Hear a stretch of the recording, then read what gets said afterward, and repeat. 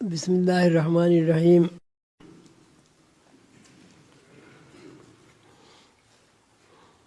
اللہ تعالیٰ نے قرآن پاک میں ارشاد فرمایا ہے وَمَا خَلَقْتُ الْجِنَّ وَالْإِنسَ إِلَّا لِيَعْبُدُونَ، کہ ہم نے جنات کو اور انسان کو، ترجمہ تو یہ ہے کہ اپنی تابع داری فرما برداری کے لیے پیدا کیا ہے، لیکن اس کی جو تفسیر بیان کی جاتی ہے وہ یہ ہے کہ ہم نے جنات اور انسان کو اپنے عرفان کے لیے پیدا کیا ہے، یعنی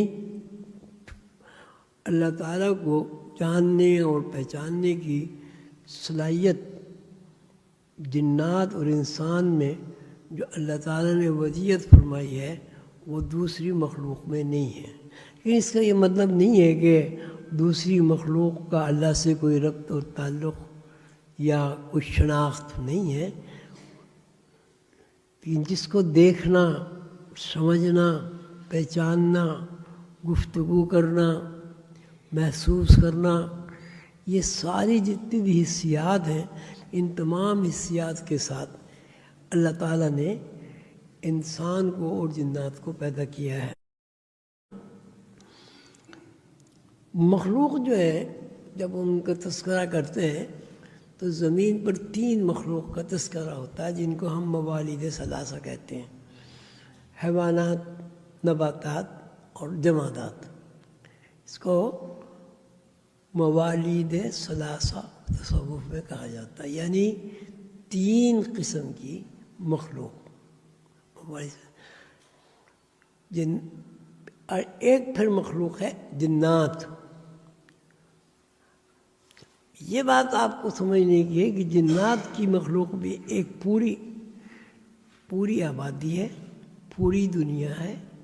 جنات میں پورے حواس ہیں، جنات دیکھتے بھی ہیں، سنتے بھی ہیں، سونگھتے بھی ہیں، کھاتے بھی ہیں، کھیتی باڑی بھی کرتے ہیں۔ ان کے یہاں چوپائے بھی ہوتے ہیں، ان کے یہاں پرندے بھی ہوتے ہیں، ان کے یہاں ہر وہ چیز موجود ہوتی ہے جو ہماری زمین پر آدمی جس کو استعمال کرتے ہیں۔ اس کے علاوہ ایک تیسری مخلوق ہے جس کو ہم کہتے ہیں فرشتے، ملکوتی دنیا۔ تو جنات اور حیوانات، جنات کے حیوانات، جنات کی نباتات، جنات کی جمادات، حیوانات میں ہی آدمی کا شمار ہوتا ہے۔ اب یہ بات بہت زیادہ توجہ طلب ہے کہ اللہ تعالیٰ نے 2 باتیں فرمائی: وَمَا خَلَقْتُ الْجِنَّ وَالْإِنسَ إِلَّا لِيَعْبُدُونَ، کہ ہم نے انسان کو اور جنات کو پیدا کیا عبادت کے لیے۔ مفسرین کرام اس کی تفسیر یہ بیان فرماتے ہیں، اور حضور قلندر بابا بھی یہی فرماتے ہیں کہ ہم نے انسان اور جنات کو پیدا کیا عبادت کے لیے، تو سبھی کو پیدا کیا عرفان کے لیے۔ وَمَا خَلَقْتُ الْجِنَّ وَالْإِنسَ إِلَّا لِيَعْبُدُونَ، کہ ہم نے انسان اور جنات کو اس لیے پیدا کیا تاکہ وہ ہمارا عرفان حاصل کرے۔ اب عبادت کا ایک مفہوم پہچاننا بھی ہے۔ مثلاً ایک آدمی عبادت کر رہا ہے اللہ تعالیٰ کی، تو عبادت کا اگر اس سے پوچھے بھائی مقصد کیا ہے عبادت کا، تو ظاہر ہے ایک ہی بات وہ کہے گا کہ بھائی میں اللہ تعالیٰ سے قریب ہونا چاہتا ہوں، اللہ تعالیٰ کو جاننا چاہتا ہوں، اللہ تعالیٰ کو پہچاننا چاہتا ہوں، اللہ تعالیٰ کو محسوس کرنا چاہتا ہوں، اللہ تعالیٰ کو دیکھنا چاہتا ہوں۔ تو یہ دیکھنا، پہچاننا، محسوس کرنا، یہ سب درجہ عرفان میں آتا ہے۔ تو اب پھر تیسری مخلوق ہو گئی فرشتے۔ فرشتوں کے بنا ایک مخلوق ہو گئی۔ فرشتے میں جیسے 4 تو گروہ مشہور ہیں، 4 گروہ مشہور ہیں، جس کو ایک کو ملائکہ ارضی یعنی زمینی فرشتے، ملائکہ سماوی یعنی زمین سے اوپر کا جتنا اللہ تعالیٰ کا سسٹم ہے اس کے فرشتے، ملائکہ نوری وہ فرشتے جو فیٹ کا ذریعہ بن رہے ہیں، پھر چوتھے فرشتے جو ہیں ملائے اعلیٰ۔ اب ملائے اعلیٰ کے پھر الگ الگ گروہ ہیں، گروہ جبریل، گروہ میکائیل، گروہ اسرافیل، گروہ اسرائیل، تو یہ تو بہت بہت لمبی ڈیٹیل ہو جائے گی۔ تو مثلا 3 مخلوق جو ہے وہ قابل تذکرہ ہیں، ملائکہ، جنات، انسان۔ اب اگر آپ یوں کہیں گے کہ جنات، حیوانات، نباتات، جمادات، آدمی جو ہے حیوانات میں شمار ہوتا ہے، آدمی حیوانات میں شمار ہوتا ہے، اس لیے کہ آدمی اور حیوان میں کوئی فرق آپ کو نظر نہیں آتا۔ مثلا نسل کشی جانوروں میں بھی ہوتی ہے، چاہے وہ پرندے ہو، چاہے وہ درندے ہو، چاہے وہ چرندے ہو، چاہے وہ حشرات الارض ہو۔ مثلا بھوک حیوانات کو بھی لگتی ہے، بیمار حیوانات بھی ہوتے ہیں، صحت مند حیوانات بھی ہوتے ہیں، گرمی سردی بھی ہونے لگتی ہے، وغیرہ وغیرہ۔ یعنی جتنی حسیات آدمی کے اندر ہیں وہ سب حیوانات کے اندر بھی موجود ہیں۔ جس طرح آدمی اس کا تدارک کرتا ہے، ان سے بچتا ہے، ان سے اپنی حفاظت کرتا ہے، اس طرح حیوانات بھی حفاظت کرتے ہیں۔ اور اس کا نظام اللہ تعالیٰ نے ان کی کھال کو بنایا، ان کی اون کو بنایا، پرندوں کے پر بنائے۔ شدید جب زیادہ سردی ہوتی ہے پرندوں کیا کرتے ہیں، اپنی چونچ پروں میں ڈال کے پھلا کے اور بیٹھ جاتے ہیں، تو ویکیوم ہو جاتے ہیں، سانس ان کا ویکیوم ہو جاتا ہے، تو انہیں سردی نہیں لگتی۔ برف کے علاقے میں بھی پرندے ہوتے ہیں، ہر مخلوق برف کے علاقوں میں بھی ہوتی ہے۔ برف کے علاقے کے حساب سے وہ جو آکسیجن کا جو نظام ہے وہ تھوڑا سا تبدیل ہو جاتا ہے۔ ہر چیز میں جب آپ تذکرہ کریں گے حیوانات کا تو اس میں آدمی کا بھی شمار ہے، آدمی کا بھی شمار ہے۔ لیکن اس میں فرشتوں کا بھی شمار ہے، اس میں جنات کا بھی شمار ہے۔ اب جنات بھی الگ ایک مخلوق ہے، فرشتے بھی ایک مخلوق ہیں۔ اب یہ ہاروت ماروت کا بھی میں تشریح کروں گا تھوڑی سی۔ ہاروت ماروت بھی ایک مخلوق ہے، آدمی بھی ایک مخلوق ہے۔ جنات اور اس آدمی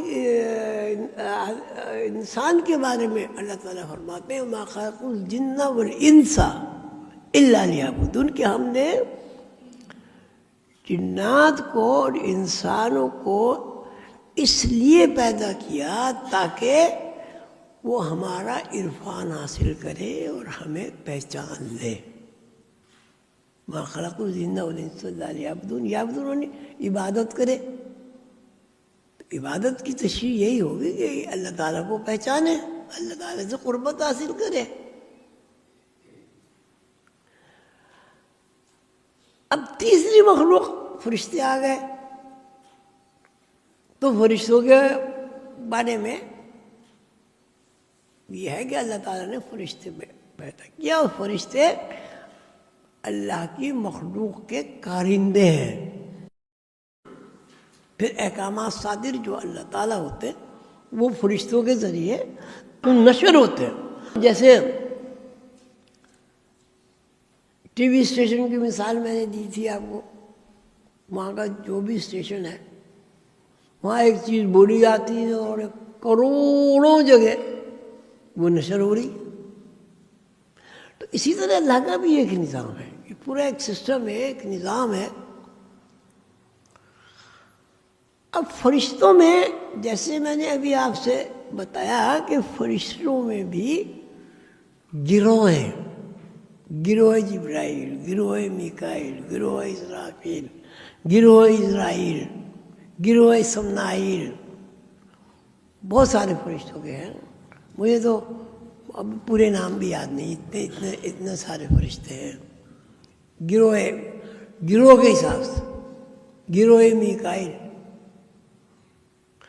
तो ये फरिश्तों में भी इल्म होता है।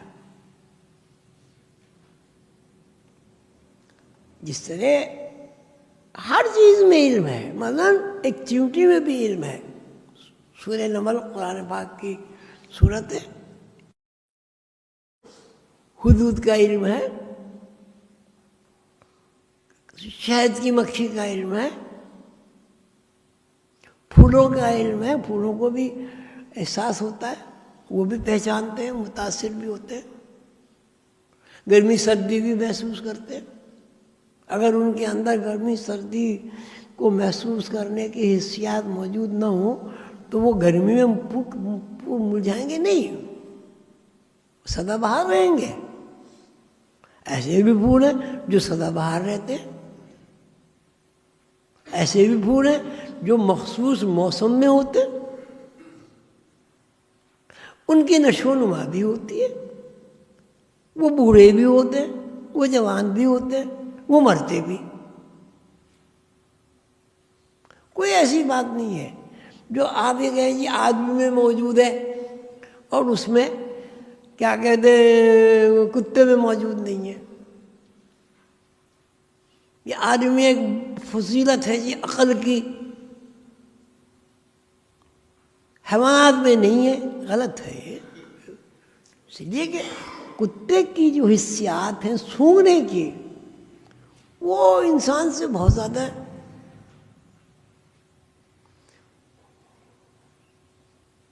अब पानी तलाश करने की जो हिस्सियात हैं वो सबसे ज़्यादा परिंदों में है, हुदूद में। हज़रत सुलेमान अलैहिस्सलाम के लश्कर में आगे आगे हुदूद जाते थे और वो निशानदेही करते थे इस बात की कि यहाँ पानी है, तो उसकी निशानदेही पर ही काफिले ठहरते थे और फिर वहाँ क़याम होता था। शहद की मक्खी के बारे में आपने बहुत कुछ पढ़ा है, मैं कितनी अक्ल है, कितनी फ़हम है उसके अंदर।